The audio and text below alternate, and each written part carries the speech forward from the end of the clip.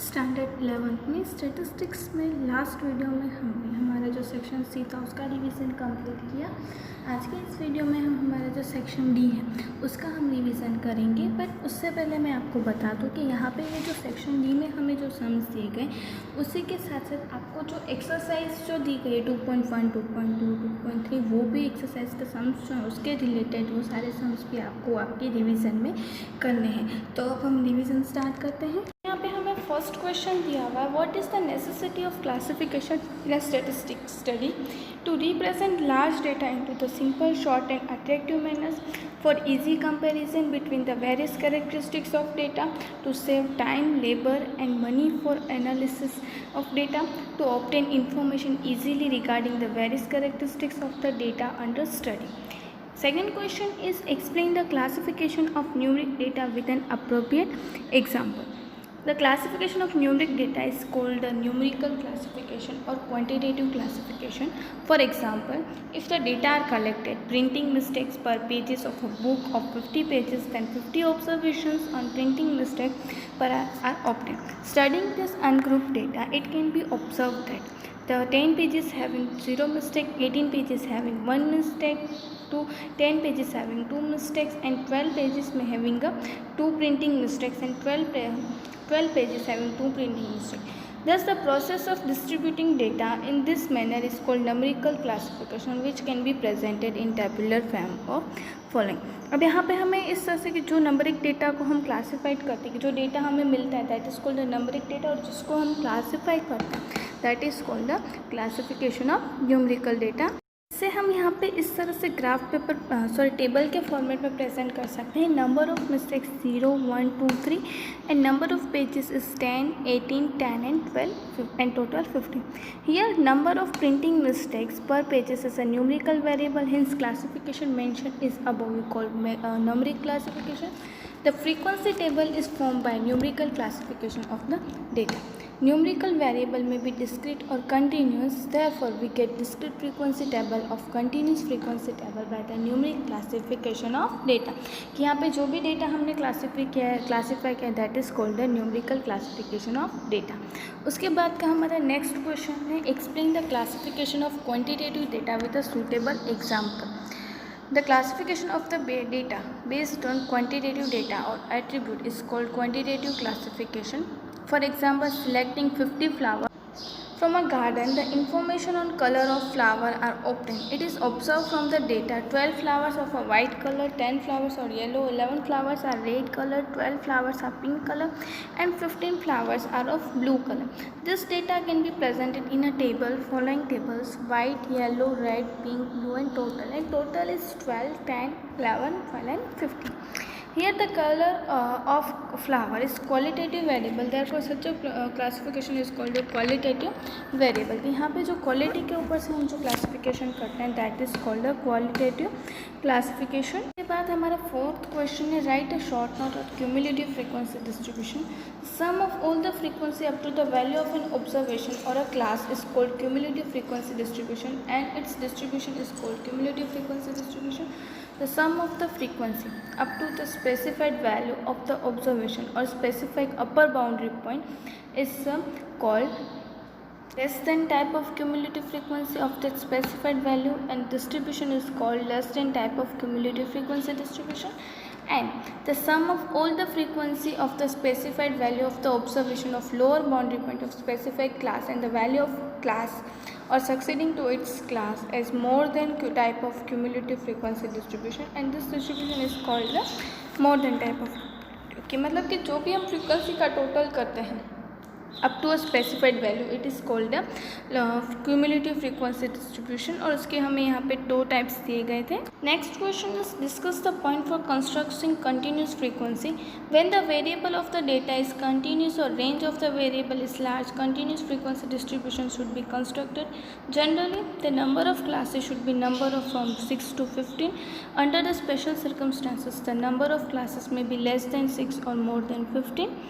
Considering the number of classes k and the range of data, our class length is decided using the following formula: C is equal to R upon k. The value of C is selected such that the Ck is greater than or equal to R and C is positive integers. Generally, the class length of each class is kept equal, but under some circumstances, the range of the in the mind of number of classes of different length and constructed. Usually the initial class should be begin with the observation multiple of class length and number of smaller than and close to lower observation of the data. Classes can be chosen either inclusive type of such as 0 to 14, 15 to 90, 20 to 25 और exclusive such as 10 to 15, 15 to 20. यहाँ पे हम किस तरह से classes बना सकते हैं उसके हमें गाइडेंस दी गई है. Next question is state the guidelines rules for the constructing of table. Appropriate title should be given. There should be a clear and simple caption of the row and columns. If the figures are too large, then it should be represented in 100, 1000 and lakhs and crores. The interrelated information should be adjacent to each other in such a way that the analysis can be done in a simple way and the conclusion can be drawn easily. In order to distinguish between the main characteristics of the data in the table, it should be separated by a line. There should be a provision for indicating the total of primary and subsidiary characteristics. Source of data must be mentioned at the end of the table before preparing the final table. Rough table is to be prepared and it is better to represent such as much as possible data in a single table. तो यहाँ पे हम table बनाए तो हमें कौन से points ध्यान में रखने चाहिए वो हमें यहाँ पे बताया गया है. बात का हमारा नेक्स्ट क्वेश्चन है state the uses of tabulation to represent the extensive data in a simple, organized and respective manner. The time, money and labor required for the study of data under the consideration is saved. Unnecessary information is removed from data. The tabulation various characteristics is to be compared are placed side by side. Row and columns total are found in the table. Therefore, any errors occurring to oversight can be detected and eventually rectified easily. The analysis of the data becomes simple and convenient if they are presented in the data. कि अगर हम जो भी data है simple और attractive manners में उसे convey करते हैं तो सारा मैसेज जो है वो हम इजीली शेयर कर सकते हैं और जब भी हम डेटा जो है वो हम इजीली रिप्रेजेंट कर सकते हैं. उसके बाद का हमारा यहाँ पे नेक्स्ट क्वेश्चन दिया हुआ है find the original frequency distribution from the following data tables. अब यहाँ पे हमें मिड वैल्यू एंड फ्रीक्वेंसी दे दी है, उसके ऊपर से यहाँ पे हमें ओरिजिनल क्लास फ्रीक्वेंसी जो फाइंड करनी है.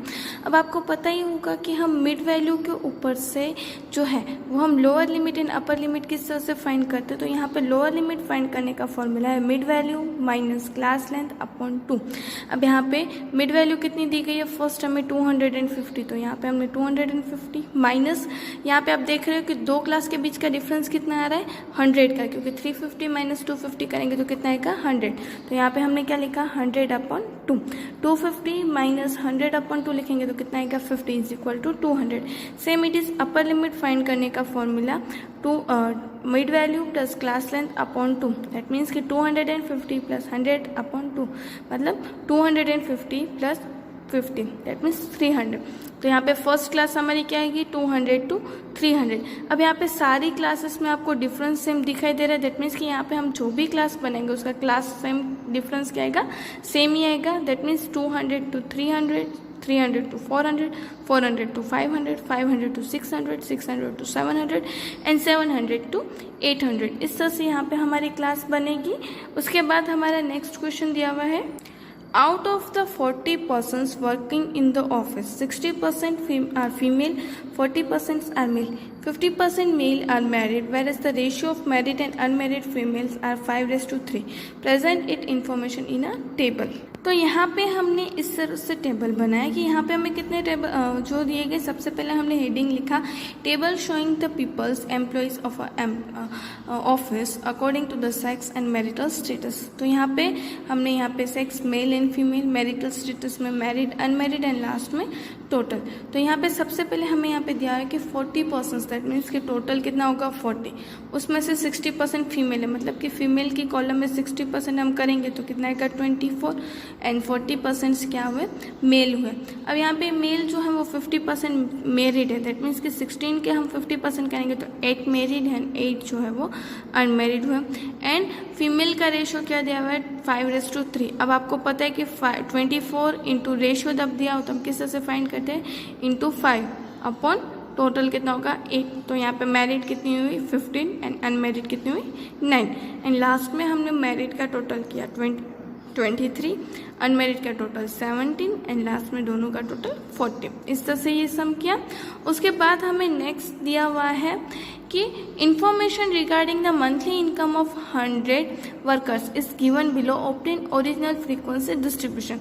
अब यहाँ पे हमें मोर देन फ्रीक्वेंसी यहाँ पे दे दी है, यहाँ पे हमें लेस देन फ्रीक्वेंसी दी गई है और CF दिया हुआ है। उसके ऊपर से यहाँ पे हमें क्लास बनानी है और क्लास के ऊपर से यहाँ पे हमें फ्रीक्वेंसी फाइंड करनी है। तो यहाँ पे सबसे पहली हमारी क्लास यहाँ पे हमें दिया गया इस तरह से 2400 2900 इस तरह से हमें यहाँ पे दिया हुआ है। यहाँ पे हमें इस तरह से दिया हुआ है। तो सबसे फर्स्ट हमारी क्लास क्या बनेगी 2400 से कम, दैट मीन्स कि 5 का अगर हम डिफरेंस देखने जाए तो फर्स्ट क्लास बनेगी 1900 to 2400, फिर 2400 to 2900, 2900 to 3400, 3400 to 3900, 3900 to 4400, 4400 to 4900, 4900 to 5400, 5400 to 5900 and 5900 to 6400। अब यहाँ पे फ्रीक्वेंसी तो यहाँ पे 1900 to 2400 में कुछ भी नहीं आएगा, 0। फिर सेकेंड क्लास में हम यहाँ पे 3 - 0 is equal to 3, 12 - 3 is equal to 9, 30 - 12 is equal to 18, 55 - 30 is equal to 25, 78 - 55 23 and 88 - 78 10, 95 - 8 17, 95 - 88 7 and 10 - 100 - 95 is equal to 5। इस तरह से यहाँ पे हमने हमारी जो फ्रीक्वेंसी है वो फाइंड की। उसके बाद हमें नेक्स्ट क्वेश्चन दिया हुआ है mark of 200 students in examination R S follow, obtain original frequency distribution.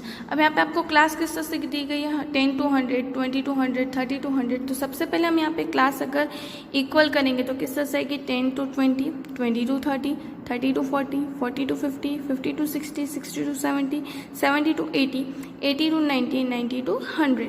अब यहाँ पे फ्रीक्वेंसी जो है वो हमें CF दिया हुआ है। तो CF हम क्या करेंगे फर्स्ट में से सेकंड माइनस करेंगे, मतलब कि 200 - 180 is equal to 20, 180 - 140 is equal to 40, 140 - 90 is equal to 50, 90 - 55 is equal to 35, 55 - 30 is equal to 25, 30 - 8 is equal to 22, 8 - 2 is equal to 6, 2 - 1 is equal to 1 and 1 - 0 is equal to 1। इस तरह से यहाँ पे हमने फाइंड किया। उसके बाद हमें यहाँ पे एक और क्वेश्चन दिया हुआ है from the following obtain original frequency. तो यहाँ पे सेम इट इज़ लास्ट सम की तरह हमें मिड वैल्यू के ऊपर से ओरिजिनल फ्रीक्वेंसी फाइंड करनी है। हमें मिड वैल्यू आपको पता है कि लोअर लिमिट फाइंड करने का फॉर्मूला क्या है, mid value minus class length upon 2। तो यहाँ पे क्लास लेंथ हमें दी गई है 5/2, that means 12.5 - 2.5 is equal to 10 and upper limit हमें दी गई है mid value plus class length upon 2। Class length हमें दी गई है 5/2 दैट मीन्स 2.5। तो यहाँ पे हमारी फर्स्ट क्लास कितनी है कि 10 to 15। अब आप देख ही रहे होंगे कि यहाँ पे जो आपको अलग अलग मिड वैल्यू दी गई उसके बीच में 5 का डिफरेंस है। तो यहाँ पे हमने क्लास किस तरह से बनाई 10 to 15, 15 to 20, 20 to 25, 25 to 30, 30 to 35, 35 to 40, 40 to 45 and 45 to 50। इस तरह से यहाँ पे हमने जो है वो हमारी क्लास जो है वो प्रिपेयर की है। अब यहाँ पे इस तरह से हमने सम किया। उसके बाद हमारा यहाँ पे 13 सम हमें दिया हुआ है। There are 1000 buses used in public transport in Ahmedabad city. Of them, 350 are BRTS bus and remaining MTS bus. Out of 400 air-conditioned bus, 250 are used as BRTS. Presented in a suitable table. अब यहाँ पे हमें इस तरह से table हमने prepare किया है कि table showing the number of persons इन अहमदाबाद की जो बसेस जो हैं वो उस तरह से कितनी बसेस हैं। सबसे पहले मोड ऑफ ट्रांसपोर्ट में क्या आएगा BRTS एंड MTS, क्योंकि यहाँ पे 2 बसेस दी गई हैं टोटल। फिर टाइप्स ऑफ बसेस में यहाँ पे आपको AC वाली दी गई है, आप देखिए ध्यान से रीड कीजिएगा। तो यहाँ पे हमें लिखा हुआ है कि एयर कंडीशन बस, दैट मीन्स कि एक टाइप एयर कंडीशन का हुआ तो दूसरा कौन सा हुआ नॉन AC का हुआ एंड लास्ट में टोटल। अब यहाँ पे हमें टोटल कितनी बसेस चलती हैं 100। अब उसमें से 350 जो है वो BRTS की, मतलब कि BRTS की टोटल कॉलम में कितने का 350, एंड बाकी के जो 650 है वो AMTS की। फिर out of the total 400 age condition बस, मतलब कि AC की कॉलम का टोटल कितना आएगा 400, 250 यूज्ड आर BRTS, मतलब कि 400 में से 250 BRTS की, तो बाकी की क्या हुई 150 AMTS की हुई। And present it in a suitable diagram. अब यहाँ पे इसे हम किस तरह से टोटल करेंगे, यहाँ पे 100 टोटल है, उसमें से 400 AC है, तो बाकी की 600 क्या हुई नॉन AC हुआ। अब टोटल यहाँ पे BRTS बस का 350 है, एंड यहाँ पे AC वाली 250, तो बाकी की रिमेनिंग 100 क्या हुई नॉन AC हुई। अब यहाँ पे नॉन AC बस का टोटल 600, तो रिमेनिंग जो हुआ वो क्या होगा AMTS जो है वो होगी हमारे लिए। इस तरह से यहाँ पे हमने ये जो टेबल है वो पूरा फाइंड किया। उसके बाद हमें यहाँ पे नेक्स्ट क्वेश्चन दिया हुआ है, out of the 1500 students of college 900 were boys, of them 250 were in science stream, 250 girls in a commerce stream and presented in appropriate table. अब यहाँ पे हमें क्या दिया हुआ है, खाली faculties and number of students कितने हैं वो। अब उसके ऊपर से यहाँ पे हमने फैकल्टीज के ऊपर से प्रेजेंट किया, फैकल्टीज साइंस कॉमर्स, एंड उसमें भी मेल फीमेल इन टोटल। तो यहाँ पे हमें टोटल स्टूडेंट्स कितने दिए गए 1500, उसमें से 900 जो है वो बॉयज़ है, दैट मीन्स कि बॉयज़ की कॉलम मेल के कॉलम में कितना है 900, तो रिमेनिंग क्या हुआ 600 फीमेल्स हुई। अब 900 बॉयज़ में से 250 जो है वो साइंस में है, तो बाकी के रिमेनिंग 650 कहाँ पे हुए जो कॉमर्स में हुए। 250 girls in the commerce stream, same it is यहाँ पे जो टोटल कितनी गर्ल्स हैं यहाँ पे 600, उसमें से 250 कॉमर्स में, तो रिमेनिंग 350 कहाँ पे होगी साइंस में होगी। अब ये हमें इन्फॉर्मेशन दे दी। अब हम टोटल करते हैं 250 plus 350 is equal to 600, 650 plus 250 is equal to 900। इस तरह से यहाँ पे हमने ये टेबल फाइंड किया। उसके बाद हमें नेक्स्ट क्वेश्चन दिया हुआ है, हमें यहाँ पे नेक्स्ट क्वेश्चन दिया हुआ है, explain the importance of diagram in statistical study. Diagram represent the data in attractive, simple and concise form. The characteristics of the data expressed by a diagram are recommended for a longer time. Remember, for a longer times, when two or more set of data are presented by a diagram, the same scales to be comparative studies, this data is become easy. Diagram share virtual presentation of the data, so one can save time studies for the data. The core characteristics of the data conveyed by the diagram are easily understood by the illiterate, less educated, and even the children. By using diagram, industrialists and businessmen make effective advertisement of their products. Diagrams are very useful for conveying their messages related to the social remotes effectively. Pictorial diagram can easily understand represent of the language barrier. अब यहाँ पे हमें diagram के rules मतलब कि uses दिखाई दिए गए थे. 16th question is write a short note of two-dimensional diagram. A diagram drawn by considering only one characteristics of the data is called one-dimensional diagram. There are the following four types of one-dimensional diagram: bar diagram, multiple bar diagram, simple bar diagram and percentage divided bar diagram. कि जो diagram को हम one characteristics को ध्यान में रख के करते हैं, that is called a one-dimensional diagram. Second question, next question is write a short note of two-dimensional diagram. One-dimensional diagram is used to represent single characteristics of data. In such a diagram, either height or breadth is taken into consideration, but when the volume of data is large, then in order to represent it on a diagram, both breadth and length are taken into consideration. Thus, the total value is shown as an area in the diagram, for which diagrams like square, rectangle, circle or pie diagram are included. There are the following types of two-dimensional diagram. First is circle diagram, second pie diagram and pictogram. कि जब हम कोई भी दो characteristics को ध्यान में रखने के बाद जो हम डायग्राम ड्रॉ करते हैं, that is called the to-dimensional diagram. और यहाँ पे हमें उसके टाइप्स भी दिए गए हैं. बात का नेक्स्ट क्वेश्चन है explain the pictogram with the illustration. A diagram in which the data are represented by the appropriate pictures are called pictogram. कि जो डाटा हम डायग्राम पिक्चर्स के थ्रू प्रेजेंट करते हैं, that is called the pictogram. For example, if the data are related to the yield of wheat are given, then it can be shown by the symbol of ears of wheat. The picture of ear of wheat are drawn proportion to the amount of given data.